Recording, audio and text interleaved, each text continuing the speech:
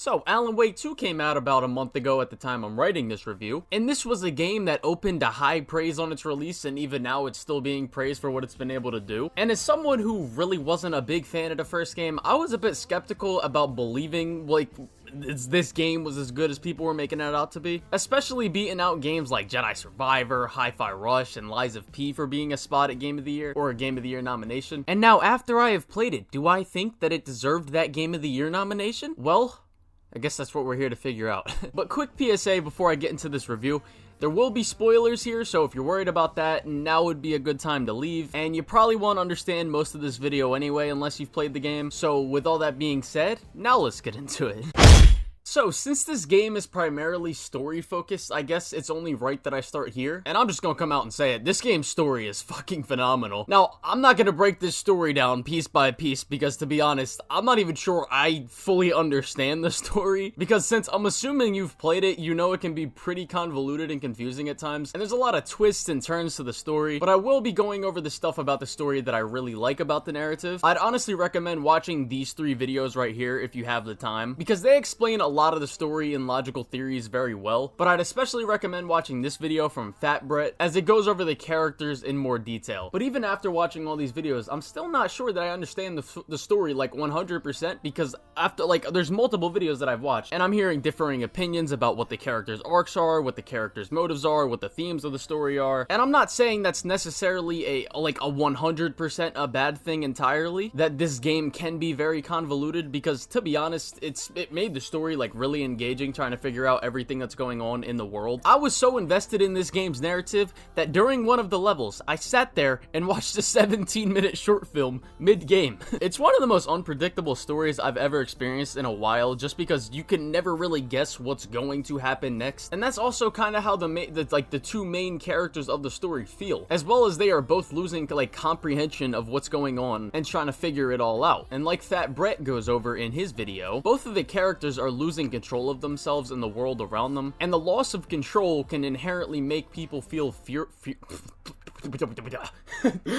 the loss of control can inherently make people feel fearful, because that's just basic human nature. And again, this feeds into both main characters of this narrative, but let me get into Saga a little bit first. And she can also be a little confusing to me, but it's also confusing to her. The more and more the story progresses, the audience doesn't know if Saga's daughter is really still alive. Did she die because of the story changing her life, or did she really drown and Saga was so traumatized by this that she really is? You're blocking out your traumatic memories.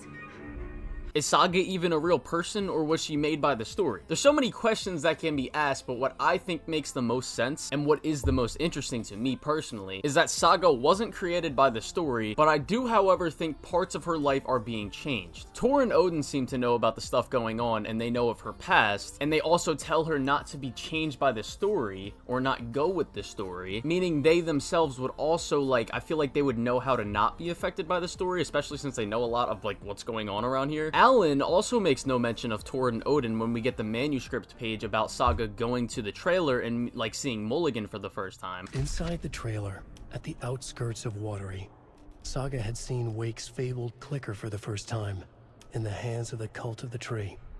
A cultist stared at her.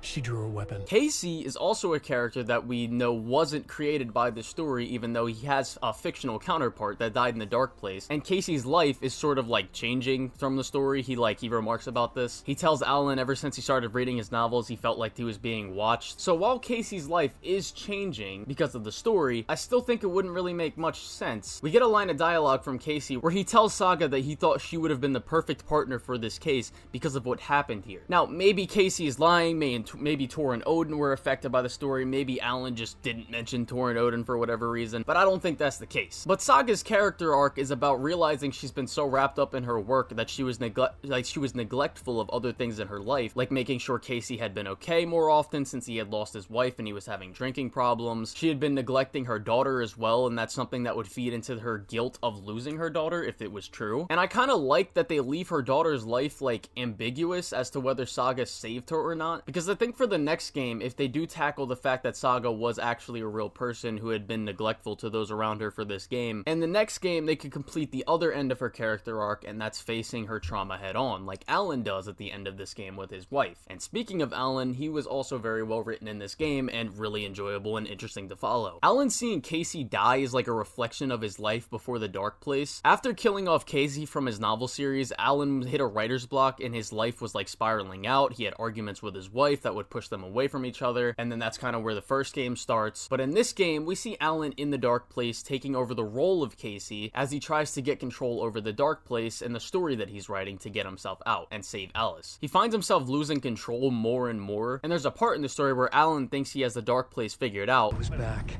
and I hadn't forgotten. I knew how this worked now.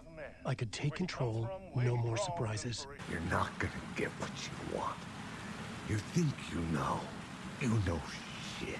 But what happens right after this is the Dark Place basically saying, you don't know what the hell is gonna happen next. Which also happens to be the best level in this entire game, and one of the best levels I've played in a long time in a game. And the musical that is going on is actually a reflection and dive into Alan Wake's life, which is really cool as well. And I'm sure some of you may or may not have already noticed this, but if you haven't, just go listen to the song on YouTube or something and listen to the lyrics, because it's a reflection of the writing in the game. Same with a lot of the OST songs in this game, but I'll get into that later. But the more and more Alan loses control, we see it consume him eventually. After seeing that he was the cause of his wife's death, this is when Scratch basically gets his opportunity to go inside Alan.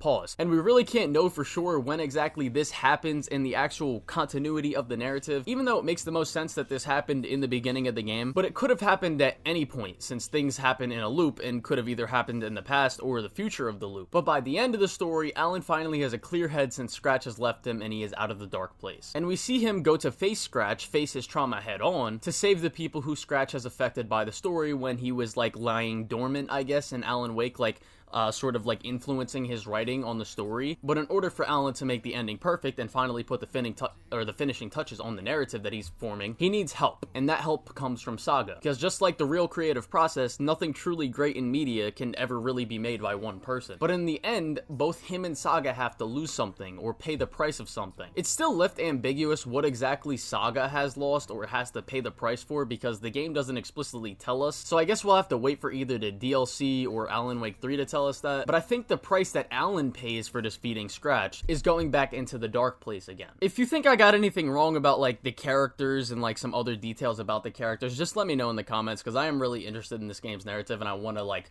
really 100% figure it out to a T, because I still feel like I haven't, but I think I have a good grasp on it. But outside of the two main characters in this game, there's also some characters in the world that really make it feel alive, and things about the characters that are very interesting, like Mr. Door or a Martian Manhunter. And this is again why I would recommend watching this story explanation video, because there's a very interesting theory with solid evidence that supports Mr. Door being Saga Anderson's father. And outside of that theory, he's just like a really like creepy and mysterious figure throughout this game that's like just makes him inherently interesting, because you don't know what's going on with him. And then you get this cutscene later in the game with Alan Wake and him talking, where like Mr. Door is basically telling him like, you brought someone I love into this, and he doesn't know how lucky he is that all these people are out looking for him, trying to help him. There's also Otzi, this janitor guy, and you can 100% understand everything this guy says. Ah, Lorraine, there you are, Tom. Oh, not so much evil that not a bit of good as well. Not one without the other. Hey, I can't seem to find my way out of here. Can you point me to the exit? No totta helvetissä. Of course, Tom. The work will instruct its maker. Mutta on watch at the granny in the snow. When the panic is biggest, the help is also near. What do you want me to get from the basement? And my name's Alan, not Tom. Ja, mutta katoppa, a man, but a man with a tool makes two, Tom. Like I said, totally understandable. You've also got the Koskela brothers, and they have these funny TV commercials that you find throughout the levels. I'm a tourist, and it appears that I'm lost in the woods. I've only had a tour guide, also. It's bear season. Oh no, a bear. Help.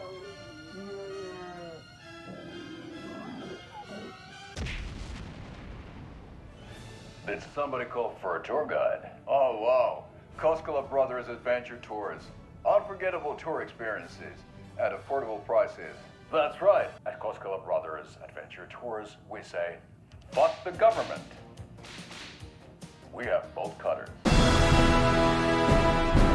And then later you find out that they are the leaders of the Cult of the Tree, but they aren't necessarily bad people, as the reason the cult was created was to protect the people of Bright Falls from the Taken. So they wanted to make the forest scary again, so that they would protect people, so that they wouldn't go to the forest. There's an interesting story you find about Thornton and Mulligan, where they accidentally killed an innocent woman because they thought she was a Taken, but the guilt they both feel from that caused them to be affected by the Dark Presence. And that's why we have to fight them. And I also want to throw in the fact that they were able to tie in the live action stuff so well. Like, that's just incredible on Remedy's part. And the thing about the live action stuff is in this game is that they can be really jarring going from like video game graphics to live action, but I honestly think it services the game's world and its like supernatural and wacky art direction elements of it. It's kind of like Across the Spider-Verse and how that movie has so many different art styles going on all at once, including live action, but it's never a disservice to the film. It kind of only just amplifies it. Another thing I found really interesting is the fact that with like these overlaps, you may wonder, why do the overlaps appear? And it's because they're formed by urban legends that like actually came somewhat true, causing the fear of people to sort of allow the Dark Presence to kind of sneak its way through. And I'll play a clip from Gaming Henry's story breakdown where he explains this, and again, I recommend checking out his video. These overlaps also need a counterpoint, which can be a work of art crafted in the depths of the dark place, and that work of art has to connect to the story on the other side. For example, when it came to Cauldron Lake at the Witch's Ladle, where it said the witch ripped out the sheriff's heart, in the real world, a lawman, Nightingale, had his heart cut out of his chest. When it came to Watery, the urban legend was that two brothers murdered their neighbours and hid their bodies down a well, the Huatari Well. The two deputies, Mulligan and Thornton, killed an innocent woman called Monica Thompson by accident, thinking that she was a Taken, and they hid her body down the well. In terms of Bright Falls, there was an urban legend near the Valhalla nursing home. A young girl aged 15 named Nora drowned inside a bunker whilst playing with her friend.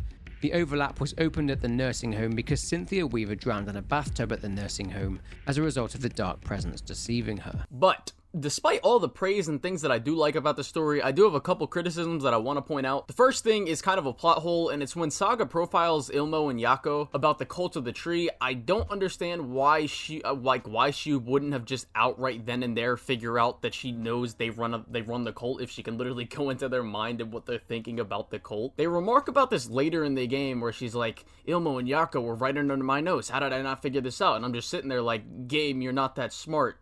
It's just bad writing right there because there's absolutely no reason why she shouldn't have figured that out. The second thing, and I'm aware this part is a really nitpick, but it's the fact that Saga wasn't wearing any gloves when collecting any evidence or doing the coroner's job. The reason I even bring this up, I feel like if she was that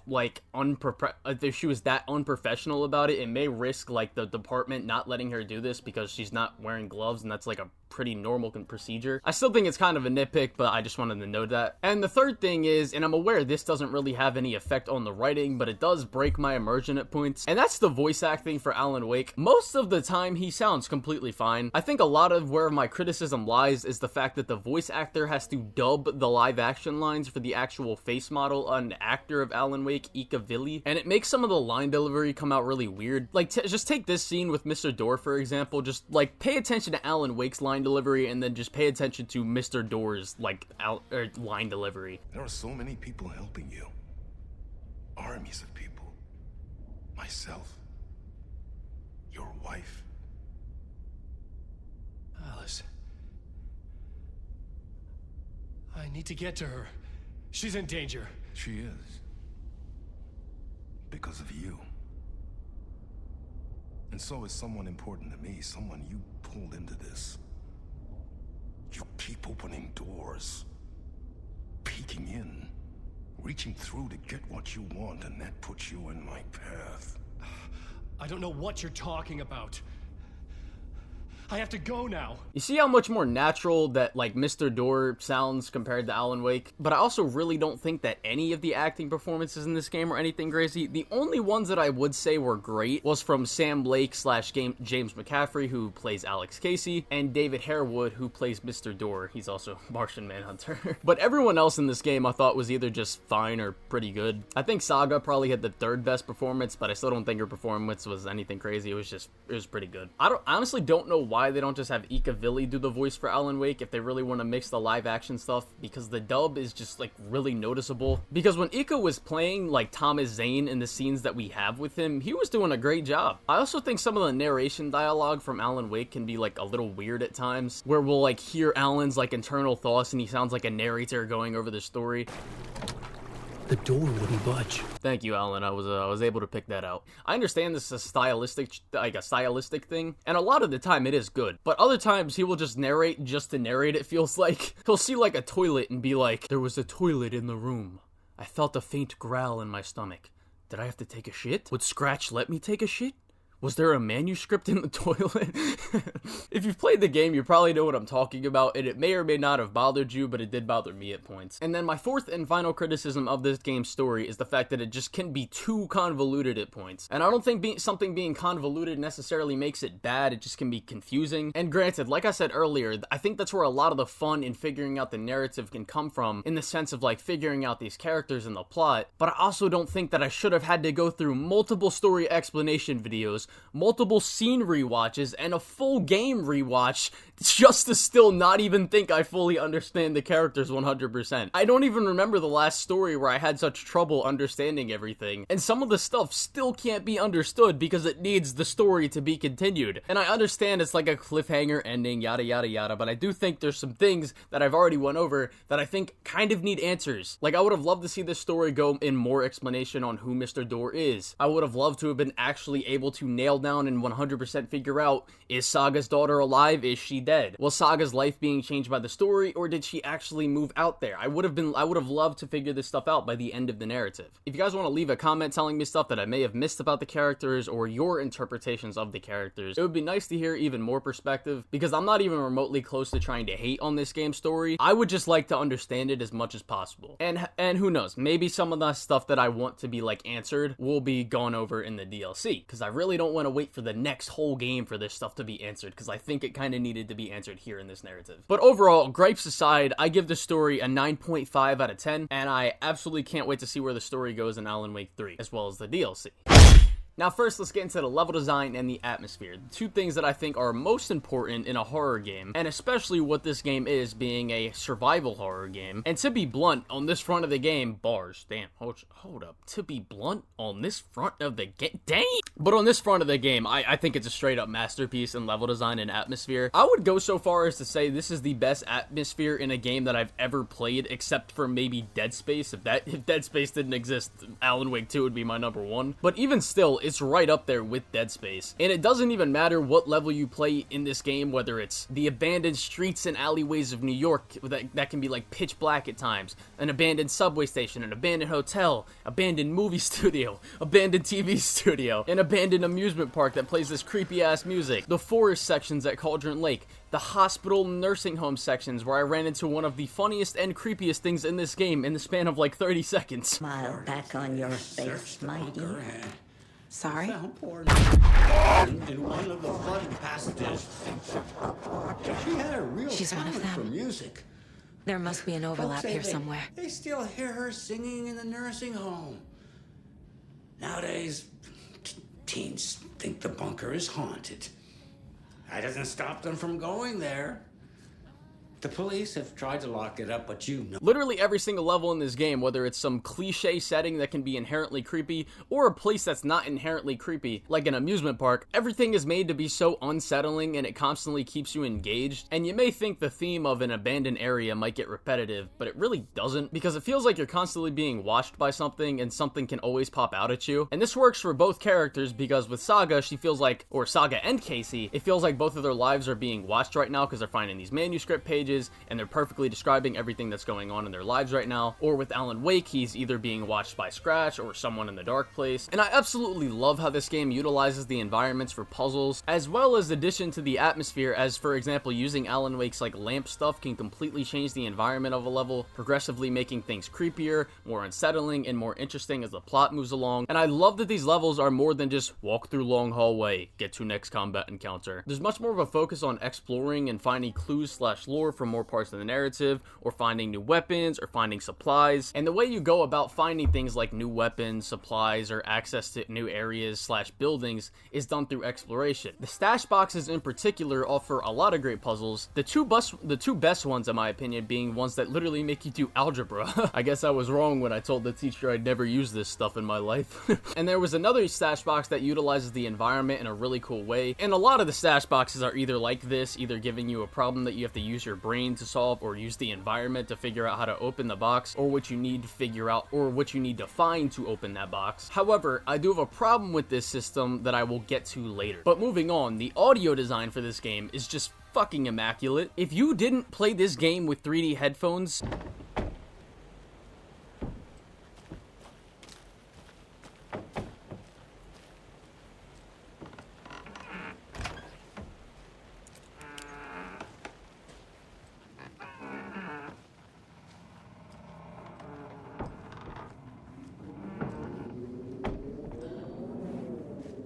you were missing out. You played this game the complete wrong way. When you're in the Alan Wake sequences and you've got the shadow people all around you saying all kinds of things. Holy shit. Yo, smell like shit. Yo, what? No, I don't. Your wife said you had a little dick. Alright, bro, I'm sick of this shit, bro. Show your face. Where you at? She said she wouldn't tell nobody. And it's even more unsettling because not all of the people will attack you, so it's left randomized, which gives you the common trope of fear of the unknown, which is a trope that will never not work because it's just basic human nature. But not just the audio design of the environments, but the horror scores and music that plays during these levels and boss fight sequences as well, or in this game's case, they can call them the overlaps. None of the Alan Wake sequences feature any boss fights. They kind of just feature Alan Wake running away from Scratch like he's got some shit in his ass. And while I'm talking about the overlaps, which are fantastic parts of the ending to all of Saga's levels, which are already great levels, none of the bosses in this game are exactly the most mechanically engaging outside of one that I found to be pretty challenging, and that was the boss where you fight the two deputies, Thornton and Mulligan, which I think is the best boss fight in this game. The boss fights, while lacking in any crazy mechanical depth, are made up for by the environment that they put you into. Just the overall atmosphere of what it's like playing these things. I don't think a single boss in this game is necessarily bad as like an overall fight. Just none of them are necessarily top tier or great, except for the Thornton and Mulligan fight. And I'm also very disappointed by the fact that you don't even fight Scratch as the final boss in this game. I don't know if Scratch died when we shot Alan Wake in the forehead with the glowing light bullet. Maybe he's dead, maybe he's not. It doesn't matter if he's dead or not, because they could have still just made it a scripted loss or something. Why do we not have that? Should have easily been the final boss. I don't know what they were thinking. And as you can probably tell, this is kind of where my criticisms with the gameplay are coming in. And that's where I think this game really falls short. The gunplay here, while being kind of fun, is definitely shallow, and I think the extent of how creative I was able to get in this game was literally this.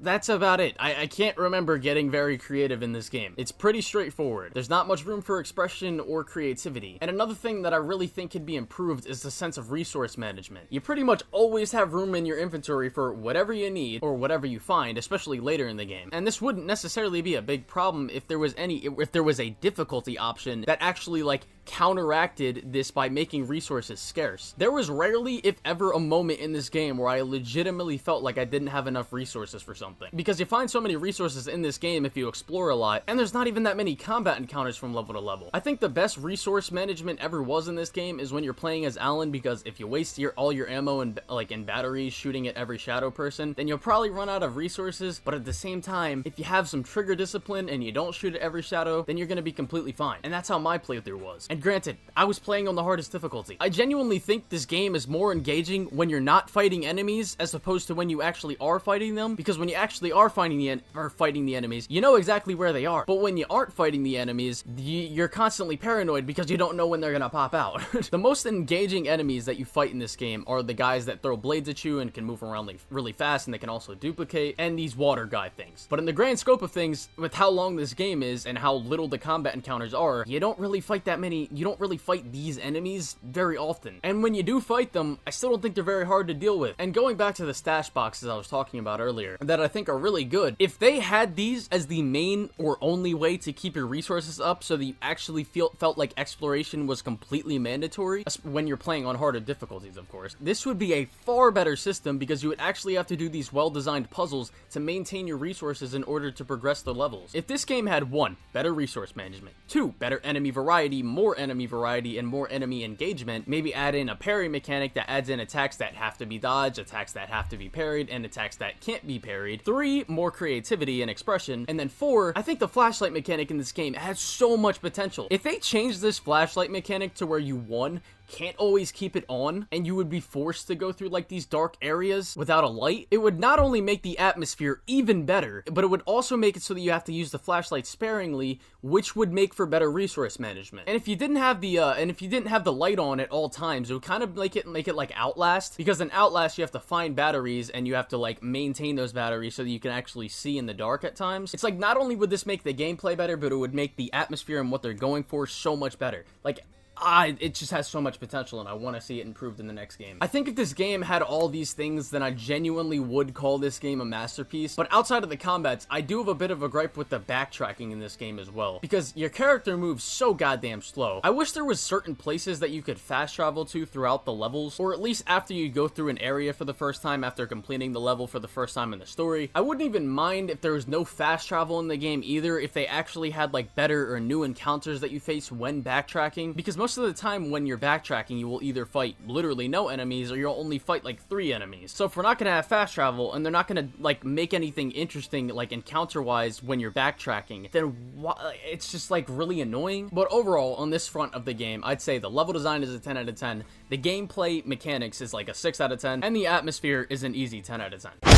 Now for everything else about the game, for everything else that I want to talk about. Number 1, the music. As I said earlier, the music in this game is absolutely incredible, and a lot of the music, just like in this banger of a level, actually reflect what's going on in the narrative, so that's a really cool touch as well. I'd recommend like listening to the album and like full OST for this game. It's not only really good, but it's really cool, and it ties into the narrative stuff. So for the school of this, or for the school, for the score and music of this game, it's easily a 10 out of 10. The second thing is art direction. I also think it's a 10 out of 10 on this front. Not only are they able to mix in the live action stuff with video games really well, but this game also has some of the most creative environments I've ever seen in a photorealistic style of game, and I'm personally someone who prefers art style over photorealism, but in this game it was just like, I didn't even care, because like what they were doing with the graphics and the visuals for this game, from the levels and like how the way the environments change so quickly in Alan Wake's campaign, with like the lamp mechanics, as well as like the narrative story mechanic, or whatever it's called. You know, when you find new parts of the plot and it'll like make the environments change around you. You know what I'm talking about. It's whatever. It's incredible.